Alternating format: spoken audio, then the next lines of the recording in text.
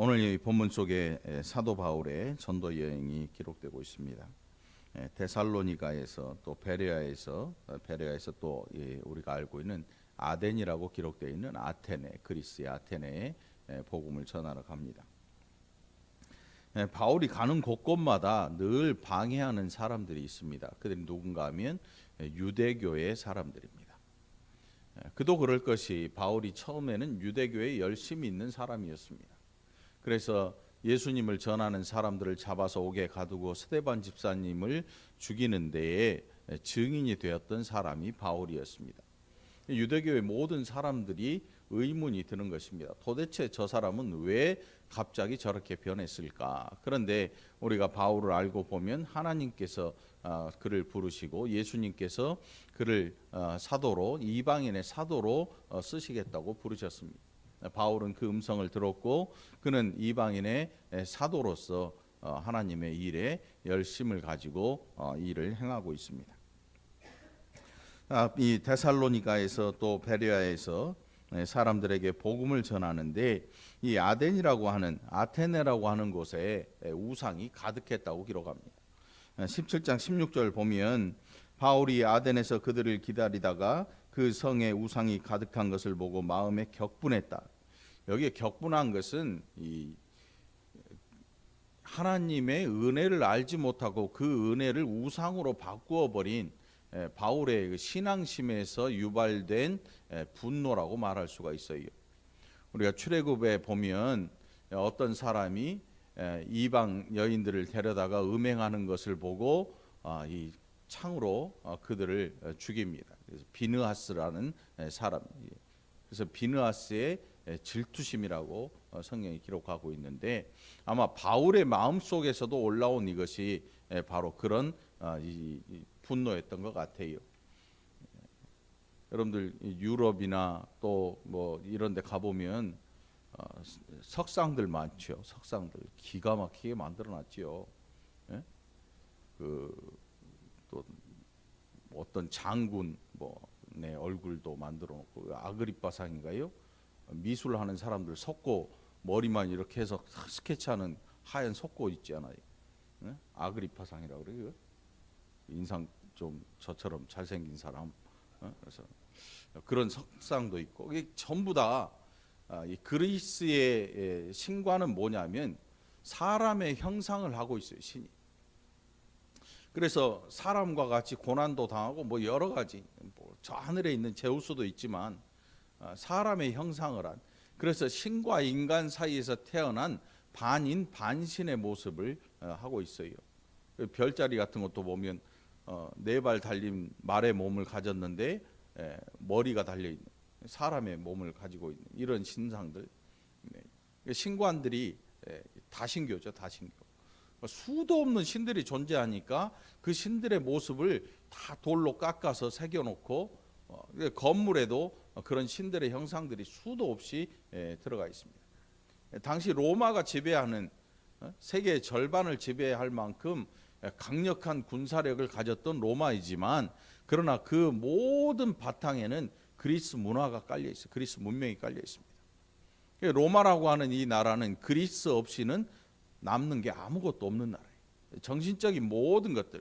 그래서 이 아테네에는 당시에 이 석학이라고 하는 또 지혜를 추구하고자 하는 모든 사람들이 다 몰려드는. 그래서 이 아테네라고 하는 곳은 요즘으로 말하면 공부 제일 잘하는 나라가 어딘가? 미국 하버드? 거기에 보면 세계의 석학들이 다 몰리잖아요. 그런 것처럼 아테네의 모든 석학들이 다 철학자들 이런 사람들이 다 몰려듭니다. 이게 바로 이 그리스 문화가 그 시대를 이끌어가고 있다는 증거거든요. 그 문화 가운데 보니까 그렇게 지식을 추구하고 하는 사람들이 하는 짓을 보니까 우상을 만들어서 섬기고 있어요. 여러분 어떤 생각 드십니까? 서울대, 하버드대, 또 아주 유명하다고 하는 대학에 들어가면 예수 믿을까요? 좋은 대학 가면 예수 믿을 것 같아요? 안 믿으니까 좋은 대학 다닌 사람이 꽤 없잖아. 있으면 죄송하고 어쩌다 있지요. 우리 기준에 우리의 기대치는 뭐냐면 사람이 공부를 열심히 하고 지적으로 뭔가가 성장하면 그 사람은 하나님의 뜻을 알게 될 거다. 또 하나님을 잘 알 수 있으니까 뭔가 하나님 앞에 나오게 될 길이 더 넓어지지 않겠느냐, 이런 생각을 무의식 중에 늘 갖고 살아요. 그런데 실제로 세상 속을 이렇게 들여다보면 교육받은 거하고 신앙하고는 전혀 별개라는 사실입니다. 전혀 별개예요. 너무나 별개예요. 그래서 오늘 이 본문 속에, 본문의 앞쪽에 보면 이 바울이 아테네라고 하는 곳을 알고 있습니다. 그곳이 어떤 나라이고 어떤 도시인지 잘 알고 있어요. 그런데 가서 봤는데 온통 우상천지인 거예요. 우상천지. 공부하고자 하는 그 당시의 사람들에게는 아테네는 정말 꿈의 유학지거든요. 가서 유명한 철학자들도 만나고 그들에게서 공부를 배우고 그들의 언어나 이런 것들을 멋지게 기록하고, 그래서 아테네 유학 다녀왔습니다 라고 명함을 탁 내미는 순간 이 사람은 공부 좀 진짜 많이 한 사람이구나 라고 할 정도로 유명한 철학자들이 있었던 시대. 그렇게 유명한 철학자들, 그렇게 유명한 학자들이 득실득실한 그 도시에 그들의 숫자만큼이나 많은 우상들이 펼쳐져 있는 거예요. 그러니까 바울의 마음속에서 분노가 일어납니다. 이거는 사람의 죄에 대한 분노 이런 게 아니고 이 공적인 이 범죄에 대한, 공적인 하나님을 대적하는 일에 대한 분노라고 표현할 수가 있겠지요. 17장 18절에 보면 철학자들 에피쿠로스와 스토아 철학자가 나와요. 학파를 이룬 이 철학인데 에피쿠로스는 쾌락을 쫓는 그런 학파라고 해요. 또 스토아 학파는 정신적인 면에 더 중요점을 두고, 그러니까 이 스토아 학파가 금욕주의라면 에피쿠로스 학파는 쾌락주의예요. 쾌락주의. 인생이 뭐 있냐, 즐기자. 쾌락이 우리의 인생에 훨씬 더 득이 되지 않겠느냐. 이렇게 정말 극단적으로 나뉘는 이 두 학파가 그 도시에서 서로 토론하고 이야기하면서 자기들의 주장을 펼치는. 그런데 이걸 잘 들어보면 사실 이 철학이라고 하는 게 다 말을 짜맞추는 일이. 요즘에 철학은 더해요. 읽다 보면 도대체 뭔 소리인지, 그 말이 그 말이고 그 말이 그 말인데 그 말이 이상하고 그 말이 아닌 것 같고, 이게 철학이. 그래서 이 사도 바울이 뭐라고 표현하냐면 이 철학을 초보학문이라, 초보, 세상의 초등학문 이렇게 표현합니다. 다시 말해서 그 인간의 죄성이 있는 인간의 한계를 뛰어넘을 수 없는, 그래서 만유의 주이신, 창조주이신 하나님을 알아볼 수 없는 그런 학문들을 초등학문이라, 세상의 초등학문이라 이렇게 이야기를 합니다. 그리고 바울이 거기에서 부활을 전하고 예수님을 전하는데 어떤 사람들은 귀를 쫑긋 세우고 듣습니다. 그러면서 하는 말이, 야, 저 말 잘하는데 말쟁이네, 말쟁이. 여러분, 말쟁이란 이 뜻이 뭡니까? 말을 잘한다. 말을 기가 막히게 잘해요. 그런데 삶의 능력은 없는 거예요. 이게 말쟁이거든요. 한때 예수쟁이를 말쟁이라고 하는 그런 시절도 있었어요. 예수쟁이. 그래서 모이면 자기네들끼리 얘기하느라고 물속에서 엉덩이만 나와 있고 입은 서로 물속에서 이야기하고 있다. 뭐 이런 그리스도인들을 비하하는 그런 이야기죠. 아무튼 사도 바울이 거기에서 복음을 전합니다. 그리고 부활도 전했습니다. 어떤 사람들은 사도 바울의 이야기를, 야, 저 사람에게 뭔가 지적인 것을 얻을 수 있지 않을까, 지적 호기심으로 접근을 합니다. 또 어떤 사람들은, 야, 저 뭔 말인지 한번 드러나 보자, 그냥 호기심. 그러니까 전하는 사도 바울은 정말 답답할 노릇이죠. 답답할 노릇이에요. 여러분, 우리가 이 오늘 본문을 통해서 사람들에게 학적인 수준으로 복음을 이 사람이 얼마만큼 잘 흡수할 수 있는가에 대한 기대치를, 일말의 기대치를 다 버려야 돼요. 여러분, 그래서 자식들이 좋은 대학만 가면 그 다음에 예수 잘 믿겠지, 천만의 말씀이에요. 좋은 대학과 좋은 믿음은 전혀 별개의 문제예요. 공부를 많이 한 것과 신앙생활을 잘 하는 것은 전혀 상관이 없는 문제예요. 그래서 여러분들, 자녀를 위해서 만일 기도하고 있거든, 그들의 믿음을 위해서 정말 간절하게 기도할 수 있기를 축원합니다. 하나님, 얘가 좋은 대학 가서 좋은 직장을 얻고 그리고 신앙생활도 잘하게 해주세요. 아니에요. 얘가 지금 신앙생활 잘하지 않으면, 공부 핑계대고 신앙생활 잘하지 않으면 얘는 일평생 안 되는 거예요. 정말 하나님께서 그를 획가닥 뒤집어 버리기 전에는. 그런데 여러분, 사람이 획가닥 뒤집어진다는 게 그게 여러분 쉬운 일이 아니에요. 획가닥 뒤집어지면, 그래서 간증하러 다니는 분들 많잖아요. 병이 들고 죽을 병에 들었는데 하나님이 치료해 주셨어요. 제가 하나님 말 안 듣고 곁길로 갔더니 하나님이 저를 확 치시더니 신학하게 하셨어요.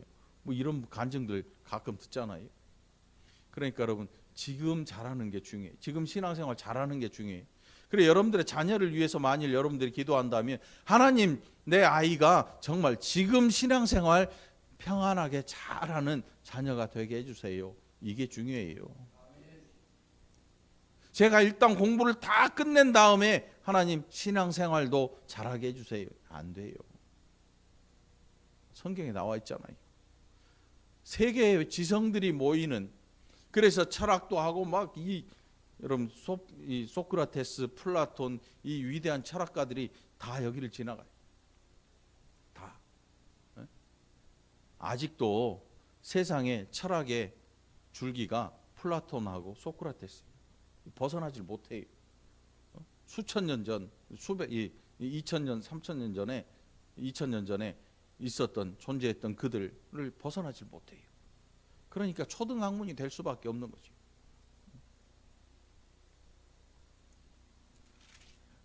바울이 열심을 가지고 복음을 전했습니다. 정말 죽을 힘을 다해서 복음을 전합니다.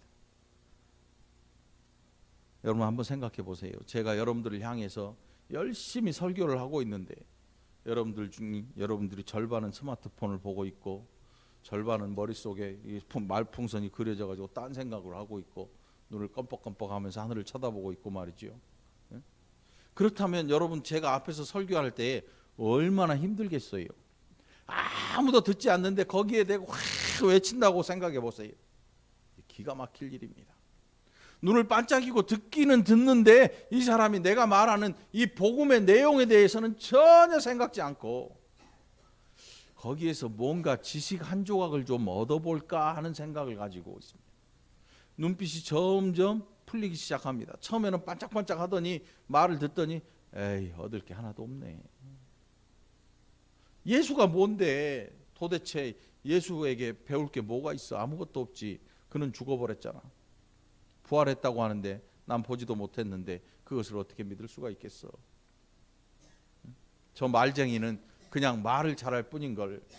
이런 생각을 가지고 눈빛이 반짝반짝 하다가 점점 풀어지기 시작합니다. 관심을 다른 데로 가지게 되지요. 주일학교 설교하는 것처럼 말이에요. 한 2, 3분 동안은 옛날 이야기를 쫙 하면 주일학교 애들이 눈을 반짝반짝 쳐다봐요. 그러다가 성경 속으로 쓱 들어가면 눈이 확 풀려버려요. 옆에 놈이 엉덩이만 들썩거려도 뭐하냐? 바로 주의가 다 산만해져 버리죠. 바울이 아테네에서 복음을 전할 때 그들은 처음에 지적 호기심을 가지고 다 접근했습니다. 그런데 바울이 더 이상 견딜 수가 없는 거예요. 그들의 마음을 알아요. 그들 주변에 있는, 널려 있는 이 엄청난 우상들. 여러분, 우리나라에서 처음으로 우주선을 쏘아 올렸어요. 우주선을 쏘아 올리는데 1초, 0.1초, 각도도 뭐 0. 몇 도 이게 틀어지면 영 다른 곳으로 날아가 버려요. 우주선이. 각도도 시간도 정확해야 돼요. 지구가 휙 돌고 있잖아요. 우리 눈에는 안 보여요. 근데 어떤 사람 눈에는 보여요. 화가 나면 돌아버리겠네 그러잖아요. 응?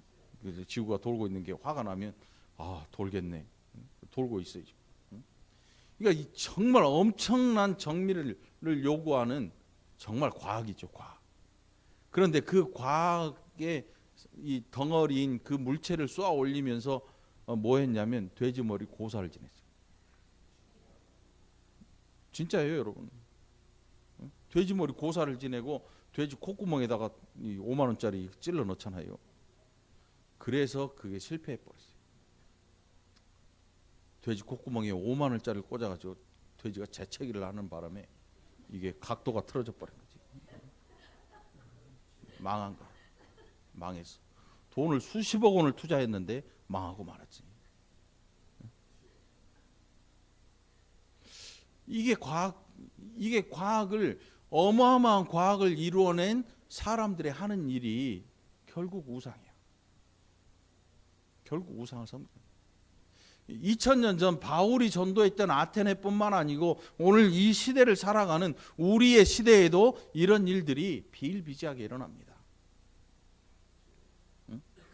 그러니까 여러분 신앙생활 한다고 하는 것은 이 세상에서 얼마만큼 지식을 습득했느냐, 이 세상에서 얼마나 많은 경험을 했느냐, 이것과 별개의 문제예요. 섞을 수도 없는 문제예요.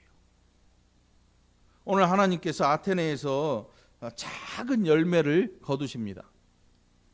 불과 몇 명 안 돼요. 여러분 사업하는 분들이 해외 출장을 가잖아요. 해외 출장을 가는데 그 해외 출장에서 돈 비행기값 왕복 한 100만 원 들여가지고 가는데 거기 가면 한 150만 원 벌어요. 그럼 여러분 가겠어요, 안 가겠어요? 가는 사람 바보야. 바보. 적어도 몇 천만 원 아니면 몇 억을 벌 생각을 하고 아니면 뭐 1,000만 원이라도 비행기 타고 한번 갔다 오면 그 먼 길을 갑니다. 그러니까 뭔가 확고한 열매가 있다고 하는 게 정해지면 비행기를 타지요. 비행기도 끊고. 물론 어떤 사람 처음에 시작할 때는 불확실한 일에 투자하기도 해요. 그런데 거의 대부분 망하죠. 왜? 투자금이 너무 많이 들어가니까 투자하다가 망해버려요. 오늘 이 본문 속에 보면 이 아테네라고 하는 곳까지 사도 바울이 전도 여행을 계속합니다. 그 전도 여행을 하는 중에 정말 불과 소수의 사람들이에요. 우리가 로마서나 로마서 뒤에 부분이나 이런 데 보면 그 지역에서 사도 바울을 만나고 사도 바울과 함께 동역했던 성도들의 이름이 쫙 기록되잖아요. 그런데 이게 수천 명이 아니에요. 불과 수십 명에 불과해요. 걸어서 수백 킬로를 걷고 또 걷고 또 걷고 해서 근데 복음을 전하고 그냥 열매만 얻는 게 아니라 거기에는 죽음의 위협이 도사리고 있습니다. 유대인들이 바울을 죽이기 위해서 작정하고 가는 곳곳마다에서 회방을 놓고 바울을 죽이려고 작정을 하고 듭니다. 그럴 때마다 하나님께서 사도 바울을 지켜주시죠. 지혜도 주시고 수도 없는 위험들. 그러면 적어도 여러분 제가 이 아테네 전도를 가서 500명의 부흥을 했습니다. 1000명의 전도로 열매가 맺었습니다. 이 정도면 그래도 좀 할만하잖아요. 요즘은 그게 별로 없지요. 한동안 우리나라에 교회마다 하는 게 있어요. 전도 잔치, 천국 잔치라고 그러죠. 전도 잔치. 해가지고 막 주변에 노인정 뭐 할 거 없이 어른들 다 모셔오고 막 식사 대접하고 막 잔치를 벌려요. 실제로 잔치 같아 분위기가. 그래서 이번 전도 잔치를 통해서 2,000명의 사람들이 교회에 찾아왔고 몇 명이 결실했습니다. 돈도 많이 들어요. 또 할머니 할아버지들 어르신들 오시면 봉투에다가 5천 원, 만 원씩 담아가지고 주니까 안 올 분이 누가 있냐고. 우리 교회도 돈 5천 원 담아줘봐. 이렇게 썰렁하지 않아요. 장로님 다음 주에 또 5천원짜리 한 100장씩만 찾아와 봐요. 제가 장담하는데 이 자리 차고 넘쳐요. 근데 장로님 망하는 거지. 그 다음에 이제 고집사님 순서 되면 하다 보면 망하는 거지. 이게 뭔가 2,000명, 3,000명 막 이런 열매가 있으면 하는 사람도 신날 거 아닙니까? 일하는 사람도 이야 교회가 이렇게 꽉 차고 사람들이 막 와글와글하고 찬양도 신날걸요. 목소리도 달라질 거예요. 오케스트라 반주도 신날 거예요. 왜? 많은 사람이 있으니까. 제가 인천에 있는 낙원 제일교회라고 하는 우리 노회의 제일 큰 교회, 성도가 한 6, 7천 명, 한 15,000명 되죠 지금. 거기에 금요 기도회를 여기 월곶에 와서 이 교회를 한 뒤에 개척교회 목사님들을 초청해서 금요 철야 인도를 한 분씩 맡긴 적이 있거든요. 갔더니 한 700명 앉아 있어요. 우리 교회 그때 한 20명 앉아 있을 때니까 갔는데 한 700명이 앉아 있는데요. 설교가 자동으로 나오더라니까. 설교가 뭐 자동으로 나와. 외우지도 않았는데 막 그러니까 막 은혜도 받고 할렐루야도 막 나오고 막 옆에 반주도 막 반주가 이런 우리 권지혜 선생님 혼자 또 2명 하는 이런 오케스트라가 그 관현악 진짜로 관현악 진짜 오케스트라. 노래방을 뭐라 그래요? 가라오케라 그러잖아. 혼자 뭉짝뭉짝하면 막 피아노 막 오케스트라 나오잖아요. 가짜 오케스트라. 우리는 진짜 오케스트라인데 사람만 없는 거지. 사람만 없는 거예요. 성도들이 한 700명 꽉 차갖고 있으니까 찬양을 하는데 옆에서 막 이 진짜 오케스트라가 우당 반주도 넣어주고 막 절로 흥이 나고 신이 나고. 이 정도 돼야 좀 전도 여행을 해도 즐거울 거 아닙니까? 그런데 대접받기는커녕 도망 다녀야 돼요. 안 죽으려고 도망 다녀야 돼요.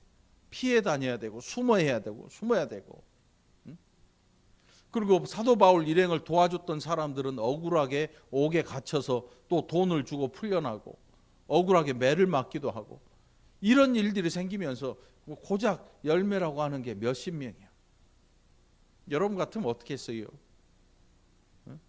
여러분 교회에 전도를 합시다. 우리가 전도 특공대를 만들고 해가지고 한 사람 앞에 5명씩 전도 특공대를 만들어서 놓고 기도합시다 했는데 갔더니 푸대접을 해. 그럼 여러분 뭐라 그래요? 니 가진 게 나한테 이래? 아마 발길을 돌리고 그냥 한 소리하고 돌아올걸요. 얼굴 뻘개가지고 씩씩대고 목사님 나 열받아서 전도 못할 것 같아요. 뭐 이 정도로 돌아올 줄 몰라요. 아니면 멱살잡이를 하든지 거기서 복음은 고사하고 쌈판이 벌어지겠죠. 사도 바울의 이 전도 여행을 한번 여러분 마음속으로 머릿속으로 한번 그려보세요. 과연 이 전도 여행이 엄청난 열매를 거두는 그런 여행이었는가? 절대 아니에요. 거기에는 오히려 고난이 있었고 거기에는 위험이 있고 정말 죽을 만큼 매를 맞은 40에 하나를 감한 억울한 매를 맞은 적이 한두 번이 아니고 강의 위험, 산의 위험, 강도의 위험들 이런 모든 위험들이 도사리고 지금 당장이라도 바울을 삼켜버릴 것 같은 바울과 그 일행을 삼켜버릴 것 같은 그런 위험 속. 그런데 열매는 또 별로예요. 우리가 지금이니까 사도 바울이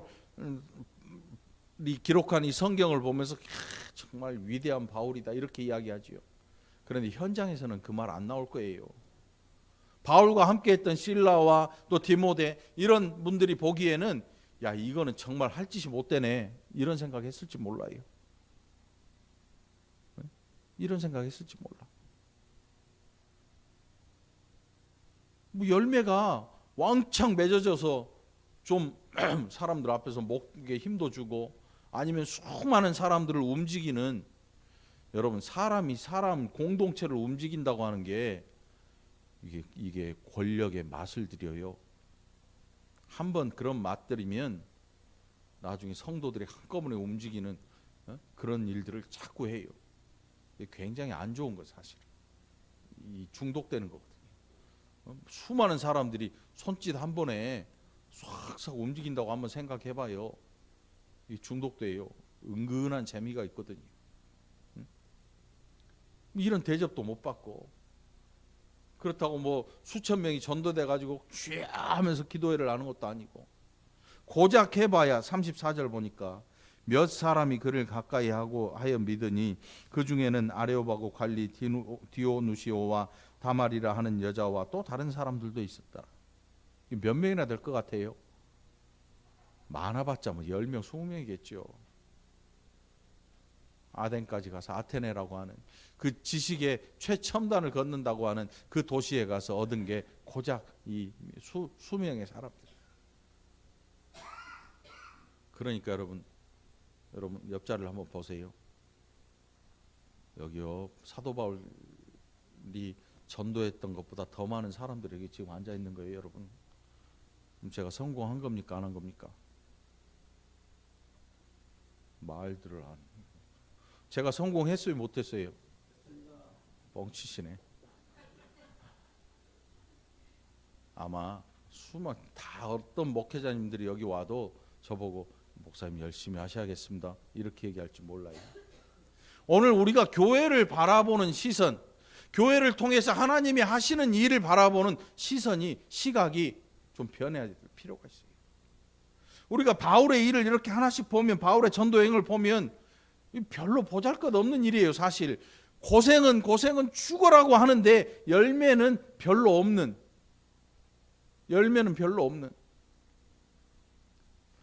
그런 보잘것없는 일을 위해서 사도 바울이 자기의 목숨을 건단 말입니다.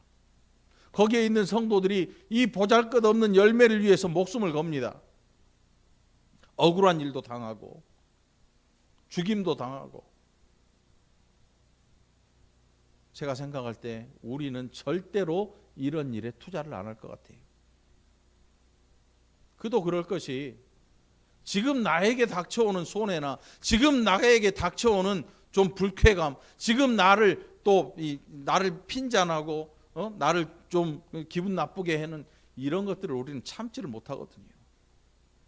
그런데 이 작은 열매를 위해서 이렇게 과감하게 자기의 인생을 투자할 사람이 나오겠습니까? 별로 없다는 사실이에요.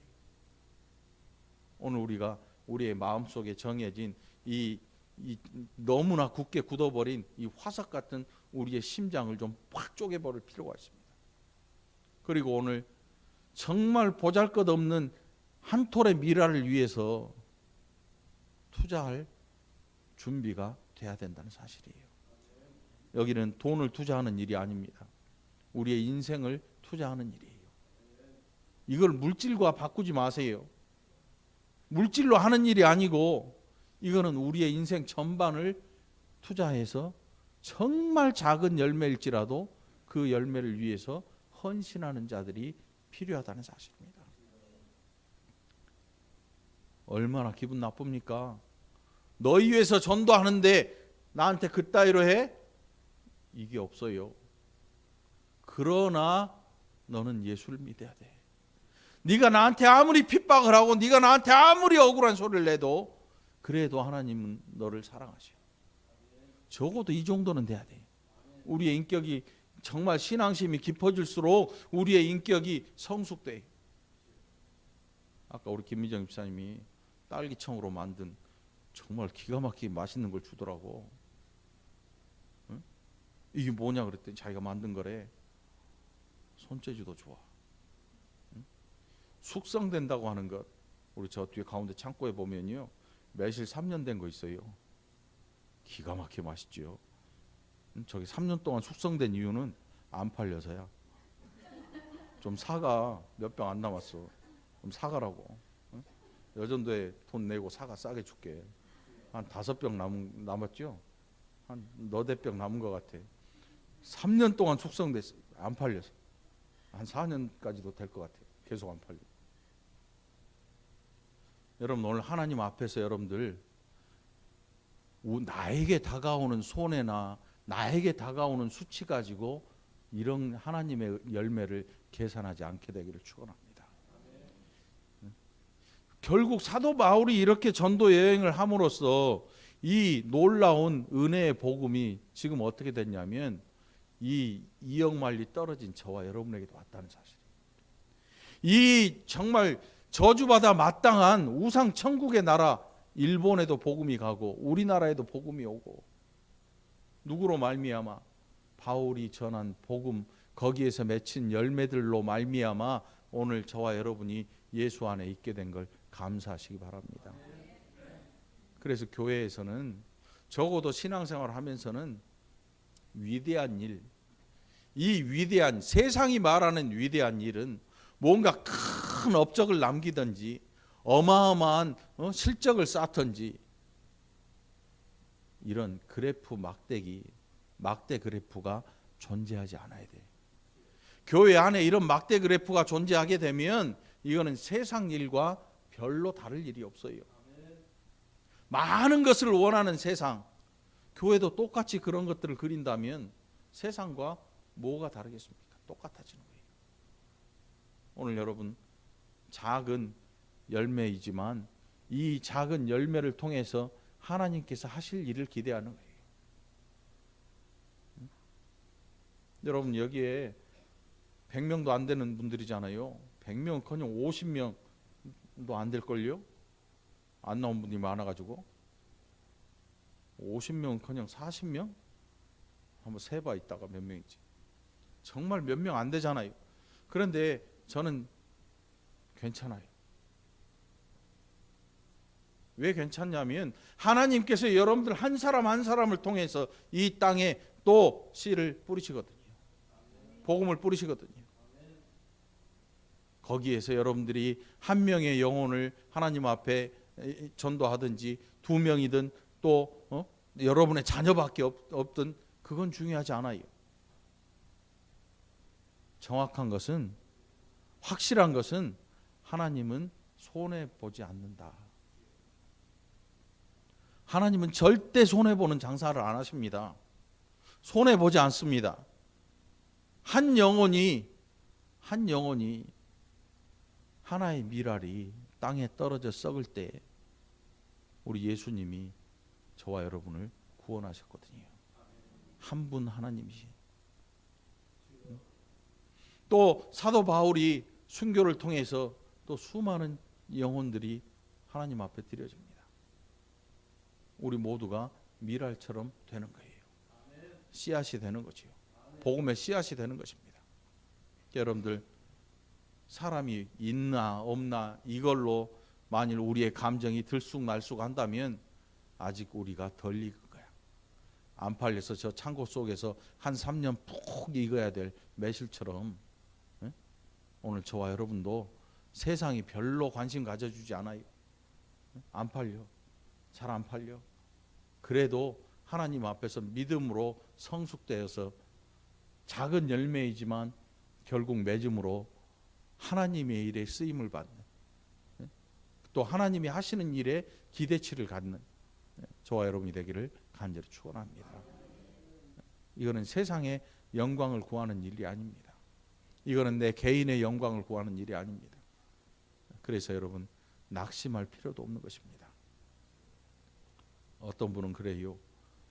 교회가 사람도 없고 돈도 없어요. 사람도 없고 돈도 없으면 사람 없는 대로 돈 없는 대로 일하면 되지요. 한 사람인데 100명의 일을 하려고 하니까 죽어나가는 거예요. 힘들고 시험에 드는 거예요. 제가 늘 얘기하잖아요. 힘들면 하지 마세요. 무리하지 말고 적당히 하잔 말입니다. 이번 이제 4월 28일 있을 여전도의 바자회에 여러분 너무 무리하지 마. 너무 무리하지 말고 적당히 해. 적당히 하고 거기에서 더 많은 사람들에게 은혜를 끼칠 수 있는 그 일을 위해서 기도할 수 있기를 바랍니다. 이 한 주도 하나님의 귀하신 은혜가 여러분들 위해 넘쳐나기를 간절히 축원합니다. 기도합시다. 하나님 아버지 감사합니다. 그 먼 나라 아덴까지 가서 얻은 열매가 고작 열 몇 명, 수십 명, 수명밖에는 되지 않았습니다. 그러나 하나님께서 그 이후에 그 일을 책임지시고 이 땅에 복음을 충만케 하십니다. 오늘 우리도 이렇게 열매 많고 작음을 바라보지 않고 하나님의 일에 성실하게 임함으로 거기에서 어떤 열매가 맺히든 하나님께 맡겨드리고 하나님께 영광을 돌리는 복된 자들 되게 해 주옵소서. 감사드리옵고 예수님 이름으로 간절히 기도합나이다. 아멘.